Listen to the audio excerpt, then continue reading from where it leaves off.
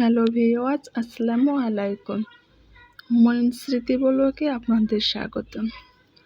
2 দিন পর আবার আপনাদের কাছে ফিরে আসলাম।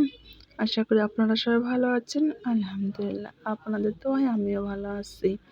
2 দিন ভিডিও আপলোড করতে পারিনি। এটা হচ্ছে 2 দিন আগের ভিডিও। 2 দিন আগে আমরা বাসায় চলে গিয়েছিলাম, আমাদের নিজেদের বাসা। কথাটা শুনলেই যেন কীরকম একটা অনুভূতি হয়, তাই না? যাই হোক, ভাঙ্গা হোক, চূড়া হোক, তবু তো সেটা নিজেরই বাসা। অন্যের বাসা তো অন্যেরই বাসা, তাই না? আমরা গাড়িতে অলরেডি মাসলে বসে পড়েছি, কিন্তু পুরো বাসটাই ফাঁকা। এখন পর্যন্ত কোনো যাত্রী ওঠেনি, আমরাই প্রথম। এখন একে একে সবাই উঠবে, 5 মিনিটের মধ্যেই কিন্তু বাসটা ছেড়ে দিবে। আমরা একটু বসে আছি, মাসলে গল্প করতেছি এবং কিছুটা ভিডিও শুট আপনাদের জন্য শেয়ার করতেছি। এখন পর্যন্ত যারা আমার এই ভিডিওর সঙ্গে আছেন তাদেরকে অসংখ্য অসংখ্য ধন্যবাদ, এবং আমার এই ভিডিওতে একটা লাইক করে দিবেন, পারলে কমেন্ট করে দিবেন।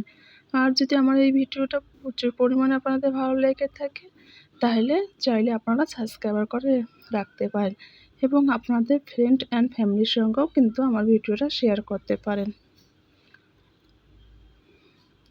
বাসটা কিন্তু আমাদের অনেকক্ষণ আগে ছেড়ে দিয়েছে। এখন আমরা কিন্তু অলরেডি নিবন্দরের কাছে চলে এসেছি। রাস্তায় কিন্তু প্রচুর পরিমাণে এখন পর্যন্ত জ্যাম চলতেছে, দেখুন। আর আমার বাসে চললে জানলার কাছে বসে এরকম পুরো রাস্তাঘাট দৃশ্য দেখতে কিন্তু অনেক ভালো লাগে।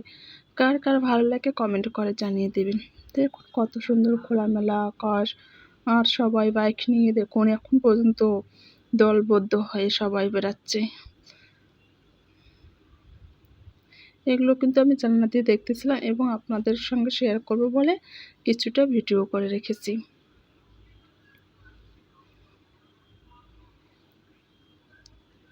আমরা আজকে বাসায় যাব, কিন্তু আমরা আজকে আসবো না, 4 দিন পরে আসবো। কেননা যেহেতু অনেক দিন পর বাসায় গেলাম, অলরেডি কিন্তু আমরা বাসায় চলে এসেছি। আর আমার বাসার অবস্থা দেখুন, বেহাল অবস্থা হয়ে গেছে। বাসায় কিন্তু লোকজন না থাকলে যা অবস্থা হয়, তাই না? আমি কিন্তু যাওয়ার সময় পুরো রুমটা ঢেকে রেখে গিয়েছিলাম, বাথরুমটা পরিষ্কার করে গিয়েছি, কিন্তু ওই যে ছোট জানলা দিয়ে কিছুটা ময়লা এসে বাথরুমটা নোংরা হয়ে গেছে। আর যেহেতু আমি পুরো ঘরের জিনিসগুলো ঢেকে রেখে গিয়েছিলাম, ততটা বেশি নোংরা হয়নি। দেখুন, আমি এখন সুন্দরভাবে একটু হালকা পরিষ্কার করলেই কিন্তু পরিষ্কার হয়ে যাবে। আমি যাওয়ার সময় ঠিক এইরকমভাবে সুন্দরভাবে ঢেকে রেখে যাই, আবার আসার পর একটু পরিষ্কার করলেই কিন্তু পরিষ্কার হয়ে যায়। এখন আমি পুরো রুমটা, বাথরুম, সমস্ত বাড়িটা কিন্তু ডিপ ক্লিন করে নিয়েছি। দেখুন, কোথাও উপরে ঝুল নেই। এখন আমি একে একে এখন আমার ঘরের আসবাবপত্র জিনিসগুলো পরিষ্কার করে নেব। ওইটা রুম তো আমার হয়ে গেল পরিষ্কার করা, এখন বাকি আছে এই রুমটায়। এই রুমটাকেও আমার এখন পরিষ্কার করতে হবে। খোদা হাফেজ।